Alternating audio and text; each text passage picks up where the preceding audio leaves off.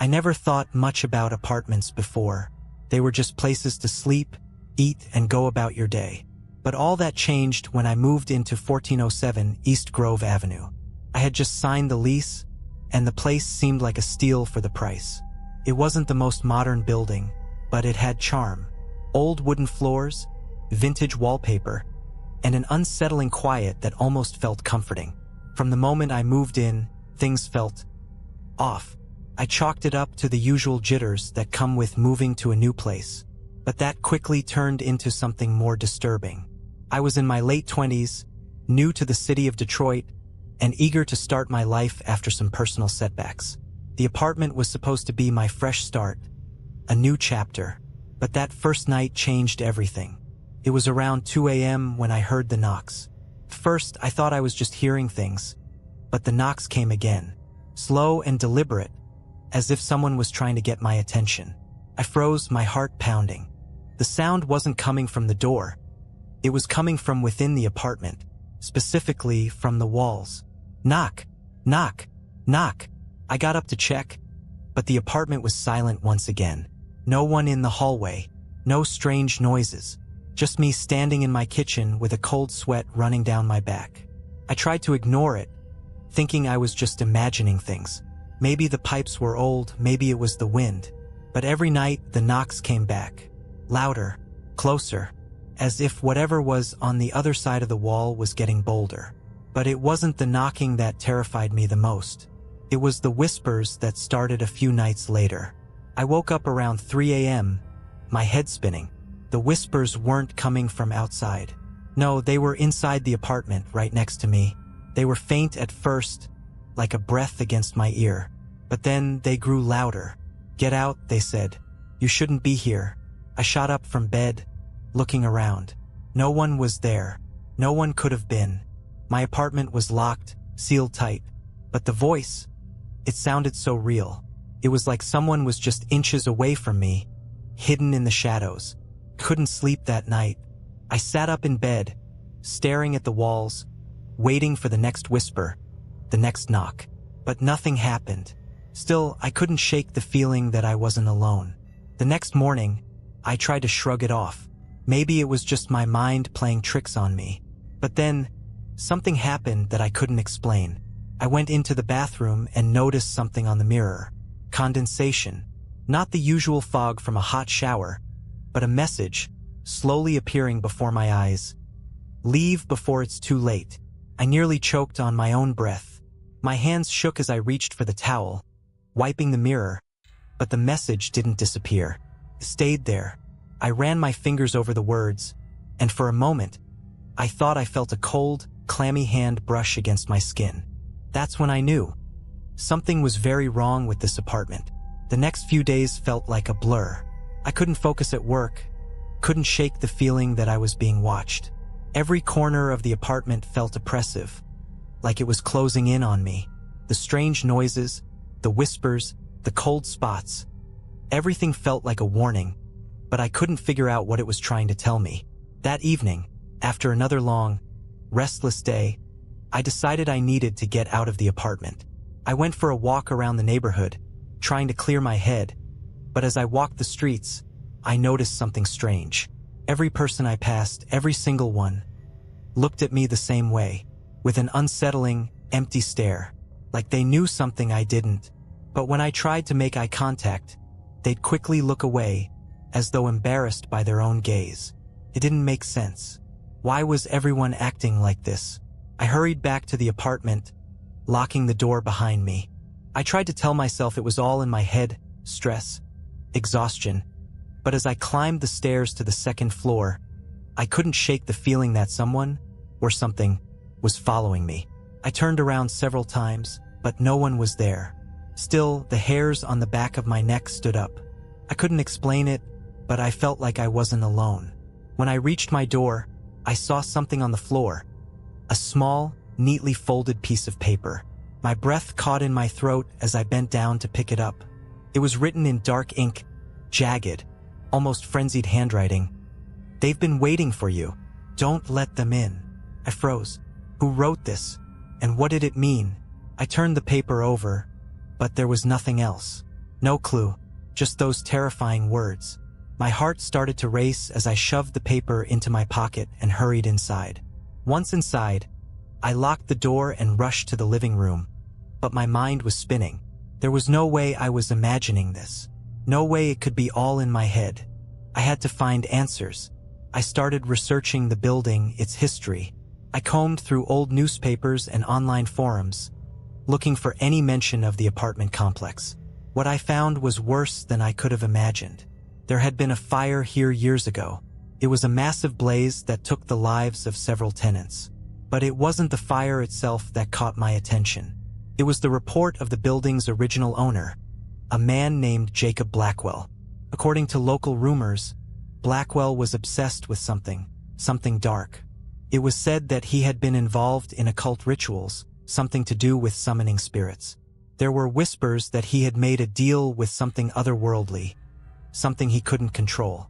The fire, it seemed, wasn't an accident. It was part of something much worse. As I read further, I found an entry on a community board, a survivor of the fire. Her post was chilling. "Don't stay in apartment 1407. I made the mistake of staying too long. They never left. I still hear them even after all these years." I slammed my laptop shut, my hands shaking uncontrollably. The air in the room grew colder, and I could feel the weight of something watching me. The whispers began again, louder this time. "You're still here. Why haven't you left yet?" The knocking started, too. This time, it wasn't just from the walls, it was coming from inside the apartment. The floorboards creaked underfoot, and the walls groaned as if something was trying to break through. I tried to convince myself that I was just losing my mind, but then I saw it. In the reflection of the hallway mirror, I saw a figure standing behind me. A tall, shadowy shape, its features obscured by darkness. I spun around, heart racing, but no one was there. The figure was still in the mirror, and this time it was closer. I ran through the apartment, my heart pounding, my breath sharp and panicked. I didn't know where I was going, but I had to get away. Away from whatever was in this place. Away from whatever was following me. I stumbled into the kitchen, and for a moment, I just stood there, hands gripping the counter, trying to steady myself. My mind was racing, my body on edge. I glanced toward the hallway mirror again, and for a second, I thought I saw something move in the reflection. Something familiar. I turned to face the mirror, my legs frozen in place. There was nothing there, just my own trembling reflection, pale and terrified. But as I reached out to touch the glass, my fingertips brushed against it, and the coldness shot through me like ice water. That's when I heard the scratching. Came from the walls again, but this time it wasn't knocking. It was something far worse. Scratching, clawing, like something trapped inside the walls, desperately trying to get out. The sound was almost unbearable. It rattled my bones and sent a wave of nausea over me. I couldn't escape it. It felt as though the apartment itself was alive, its walls pulsing with something dark, something hungry. I bolted toward the door, but before I could reach the handle, the lights flickered. Then, they went out entirely, plunging me into total darkness. My pulse raced as I fumbled around, trying to find my phone. I finally grabbed it and turned on the flashlight, but when the beam hit the living room wall, I froze. There, written in something dark and wet, was a message. "We're waiting." I felt sick. The words were smeared as if something had dragged its fingers across the wall, leaving behind a trail of something foul. I could feel it now, that creeping sensation, like something was in the room with me, just out of sight, watching. Suddenly, a loud crash came from behind me. I whipped around, but the room was empty. Still, the sense of dread intensified. I heard it again, this time from the floor above. The sound of something heavy, something scraping against the floor, dragging itself slowly. I ran to the stairwell, desperate to escape. But as I opened the door, I was hit by the scent. Something rancid, like rotting flesh and decayed wood. I recoiled, nearly gagging, but forced myself to climb the stairs. My mind was racing. I had to get out. I had to get away from this place. I reached the top floor and looked around. Everything was eerily quiet. But then, I noticed something strange. The door to apartment 1407 wasn't like the others. It was warped, as though something had been trying to break through from the other side. The wood was splintered, and the edges of the door were dark, stained, as if something had been clawing at it for years. I stepped closer, and that's when I heard it. The whispers. They were coming from inside the apartment. Faint at first, but growing louder, more desperate. "Help us." I pressed my ear against the door, my heartbeat racing in my chest. It was then that I noticed something that sent a chill down my spine. The doorknob was turning, slowly, as if someone or something was trying to open it from the inside. I stumbled back, too terrified to move, but then I heard it. A voice, but not one I recognized. It was low, guttural, like it was coming from the depths of the earth itself. "You shouldn't have come here." I screamed and turned to run, but before I could, the door to the apartment behind me slammed open with a deafening crash. My flashlight flickered once more, and in the brief moment of light, I saw it. A figure. A tall, skeletal figure with hollow eyes, its mouth stretched wide in a grotesque grin. It stood in the doorway, staring at me, its skin blackened and decayed. I tried to scream, but my voice caught in my throat. It took one slow step forward, its bony fingers twitching as if to reach out and grab me. I bolted, running back down the stairs, my breath coming in gasps. I could feel the cold breath on my neck, the whispers growing louder with each step. The thing was following me, its presence pressing in on me, suffocating. I burst through the exit door, into the alley behind the building, but it didn't stop. The whispers didn't stop. They followed me out, the darkness spilling into the world outside. I ran down the street, but when I looked back, the apartment building was still there, dark, silent, watching. I never went back to that apartment. Couldn't. And every time I close my eyes, I hear the whispers. They never left. And I know deep down that they're still waiting, still watching. But the worst part is the feeling that no matter where I go, I'll never truly escape. The darkness follows you, you see. It never stops. And eventually it finds you. It's been 2 weeks since I left that cursed place, but I still feel its presence every day. The nightmares have started again, but now they're worse, more vivid, more real. I wake up in a cold sweat, and every time I close my eyes, I can see it. The figure in the doorway, its hollow eyes locked onto mine. I tried to tell myself it was just my mind, that I was overreacting. But I know the truth now. It wasn't just a bad dream. It wasn't a product of stress or exhaustion. That thing is real. And it's not done with me. I've been staying at a friend's apartment in the city, far away from 1407 East Grove. His name is Jake. He's been my friend for years, and I figured I could find some peace there. But it didn't work. Every night, I feel the darkness pressing in. The whispers still haunt me, even in my dreams. Jake noticed it too. At first, he thought it was just me being paranoid, but after a while, he started hearing things too. It was subtle at first, just strange sounds, like someone walking around the apartment when no one was there. But then it escalated. One night, we were watching TV in the living room. The lights were off, the only light coming from the screen. Suddenly, the temperature in the room dropped. I could see my breath in the air. I glanced over at Jake, and he was staring at the door, his face pale. I followed his gaze, and my stomach dropped. The door handle was turning. Slowly. Clicked as if someone was trying to get in. I jumped up, heart racing, but before I could even reach the door, the handle stopped. And then, from the other side, I heard the scratching. The same sound that haunted me in that apartment. The same noise I had heard from the walls, like claws dragging across the wood. Jake and I stood there in silence, both of us frozen. The air around us felt thick, suffocating. I wanted to run, but I couldn't move. The door creaked open just a fraction, and for a moment, we both just stared at the dark hallway beyond. Then, without warning, the door slammed shut with a force that rattled the walls. I ran to the door, flung it open, but there was nothing. The hallway was empty, still, silent, but I knew it wasn't over. It was never over. Later that night, as we sat in the living room, trying to rationalize what had just happened, we both heard it, the whisper.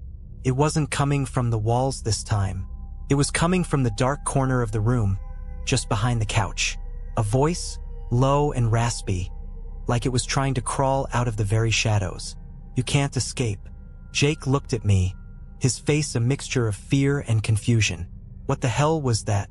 I didn't have an answer. I just knew that it was still there. The thing from 1407 East Grove followed me. It had followed me here, and now it had Jake too.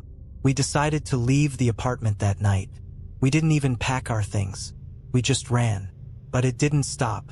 We went to a nearby motel, thinking we'd be safe for the night, but the whispers followed. The knocking, the scratching. It followed us all the way there, relentless and unyielding. The motel room was small, dark, and filled with that same oppressive feeling. We tried to sleep, but neither of us could. We stayed awake, listening to the sounds that seemed to come from all around us. At around 3 a.m., the door to our motel room creaked open. Neither of us had touched the handle. Neither of us had moved. I looked over at Jake, but he was already staring at the door, his face white with terror. And there it was again, the scratching. But this time it wasn't coming from the walls. It was coming from inside the room. I don't remember exactly what happened after that. It's all a blur of panic, adrenaline, and fear. All I remember is that we ran. We ran out of the motel in the middle of the night, into the cold, dark street. We haven't been back to the city since. We haven't gone anywhere near 1407 East Grove. But it doesn't matter. The whispers are still with me. The thing is still following me. I can feel its presence, always. No matter where I go, no matter how far I run. It's there. It's waiting. I don't know if it's the building itself, or if it's something in me, something that it's attached to, but I'm terrified. I know one thing for sure. It will never let me go.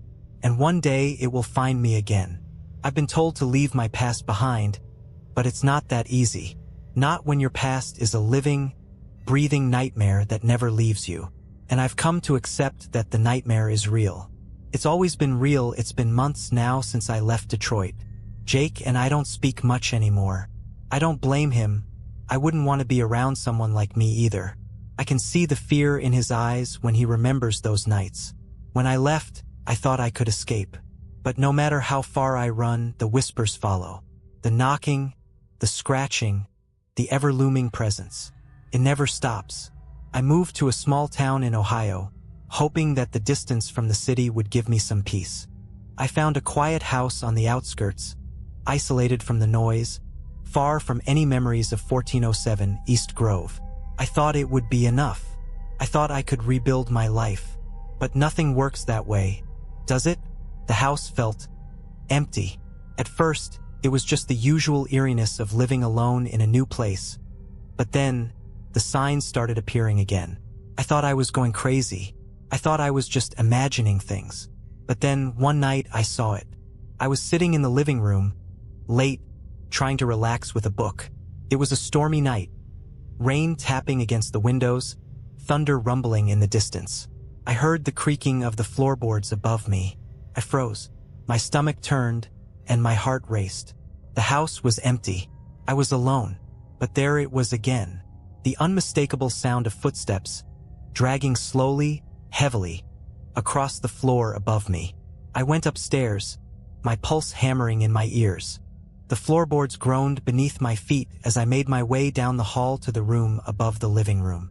I opened the door, and my breath caught in my throat. There was nothing, just the dark emptiness of an unused room. I tried to convince myself it was just the storm. Old houses creak, they settle. But the uneasy feeling didn't leave me. It stayed with me, creeping into every corner of the house, into my mind. I went to bed that night, but sleep never came. I just lay there, staring into the darkness. The wind howled outside, but in the silence of my room, I heard something else. Something faint, almost imperceptible. Whispers. Soft, like the rustle of leaves in the wind, but distinct and unmistakable. You can't run. It's coming. I felt the blood drain from my face. The whisper was so close, like it was right beside me. I turned, heart pounding, but no one was there. The whispers didn't stop. They followed me. They whispered all night, and the next night, and the next. At first, it was easy to dismiss it, just my mind playing tricks on me. But then things started moving. Small things. A cup on the kitchen counter that wasn't where I'd left it. The creaking of the floorboards in the hallway, as if someone were walking just outside my door. The worst part? The reflection.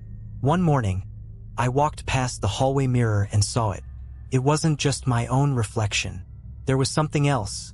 Something standing just behind me, its features obscured by darkness.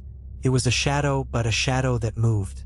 I whipped around, but there was nothing there. Still, the feeling of eyes on me never left.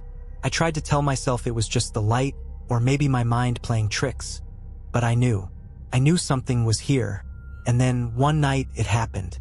The door to my bedroom slammed open. I jumped up, my heart racing, but the room was empty. Still, the air felt thick, heavy with something unspoken. And that's when I saw it. The thing from 1407 East Grove.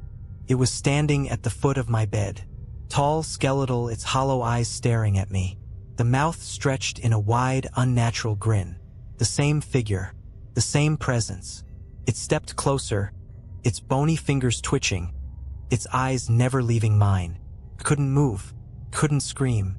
I was paralyzed, trapped in my own body, staring at the thing that had followed me here, from Detroit, from that godforsaken apartment. You thought you could escape. It hissed, its voice rasping, like 1,000 nails on a chalkboard. You never will. I tried to speak, to ask it why. Why me? Why this apartment? But the words wouldn't come. I was suffocating, drowning in fear.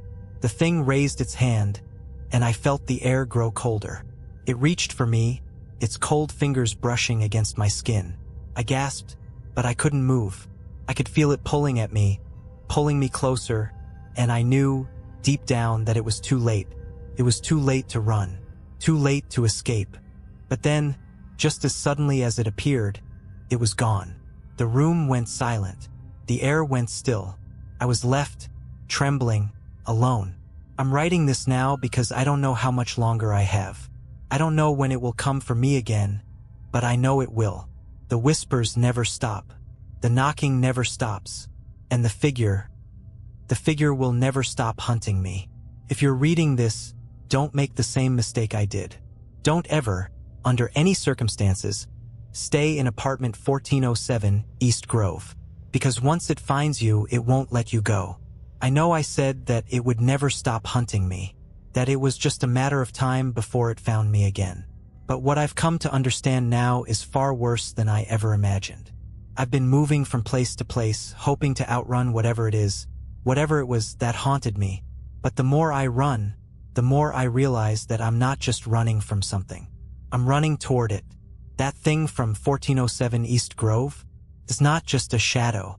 It's not just a ghost or some demonic entity that can be escaped with distance. No, it's a force, an inescapable presence, a part of the world I've now entered. And no matter how far I run, it's always waiting, always following, always just behind me, like a dark cloud I can't shake off. I've moved to 3 different cities since that night in Ohio.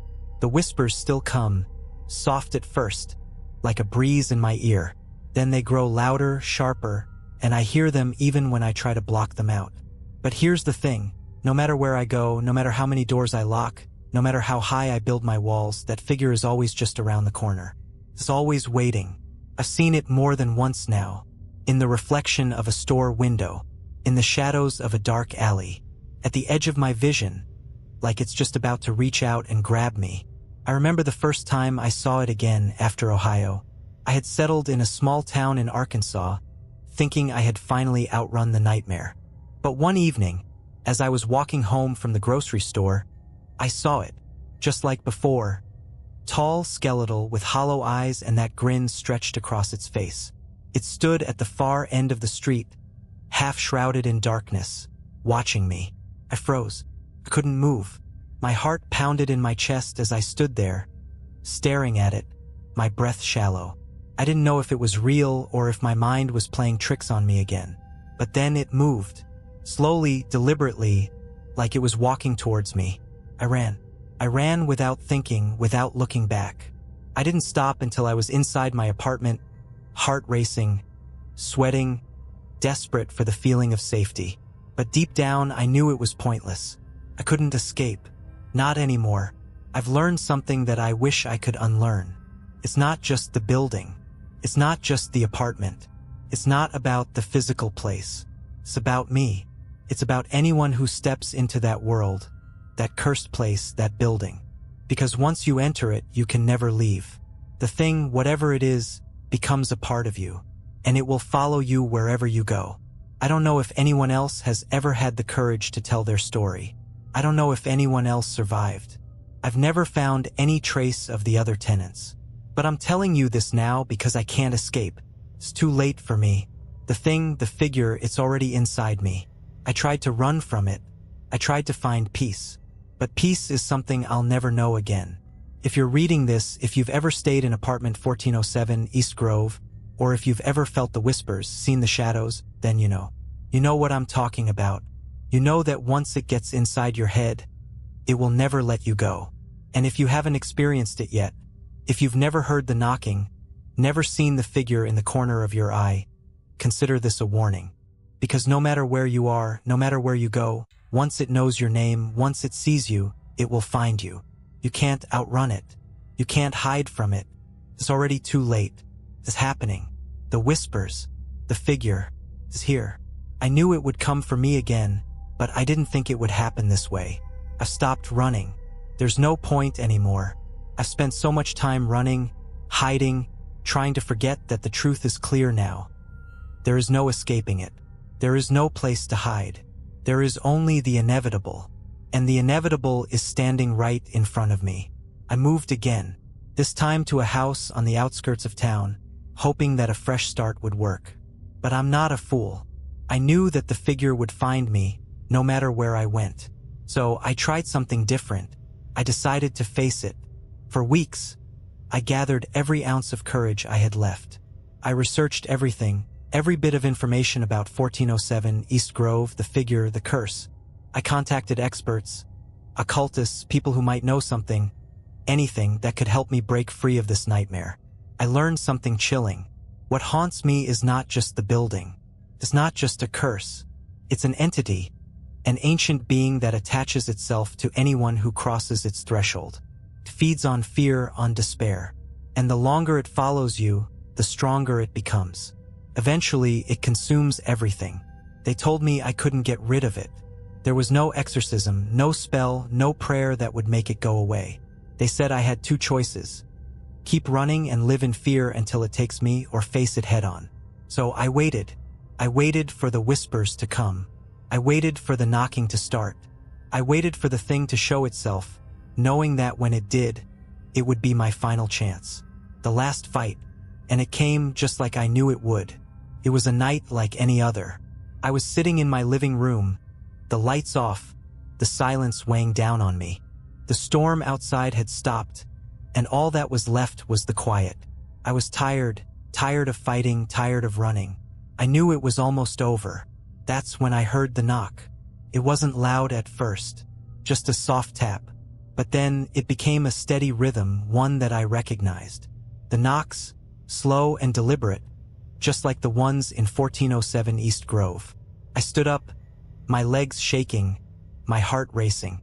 I could feel it coming, that cold presence, that thing. The door rattled as if something was trying to get through. And then the whispers started. "Let me in," it said, its voice low and insistent. "You can't escape. You never could." I didn't move. I didn't speak. I just stood there, staring at the door. The figure was on the other side, and I could feel it. Its cold, oppressive presence filling the space around me. And then the door burst open. There it was, the figure, just like before, Its tall, skeletal frame, its hollow eyes staring into mine, its mouth stretched in that grotesque, unnerving grin. I felt the air freeze, the temperature plummeting. It reached out, its bony hand extending toward me, the room growing darker with each passing second. And then, for the first time, I spoke. "I know you," I said, my voice trembling but defiant. "I know what you are." The thing paused, as if taken aback by my words. Its eyes narrowed, and I could feel the anger, the hunger radiating from it. It didn't say anything. It just stared. "I know you're just a part of this place," I continued, "and I'm not afraid anymore." The room was freezing now, my breath visible in the air. But I stood my ground, despite the terror clawing at my chest. "You feed on fear, but I'm done running. I'm done hiding." The figure stepped closer, its grin widening, as though amused by my defiance. And then it lunged at me. I closed my eyes, bracing myself for what would come next. But nothing happened. When I opened my eyes, the figure was gone. The room was silent. The door, once flung open with force, was now closed. The air was still and the cold had lifted. I stood there for what felt like hours, unsure if I had imagined the whole thing, unsure if I had truly faced the entity or if it was just another nightmare. But when I looked into the mirror, there was something different. For the first time in years, I didn't see the figure standing behind me. There was no shadow, no hollow eyes, just my reflection. I can't say for sure that it's over. I don't know if the thing will ever truly leave me.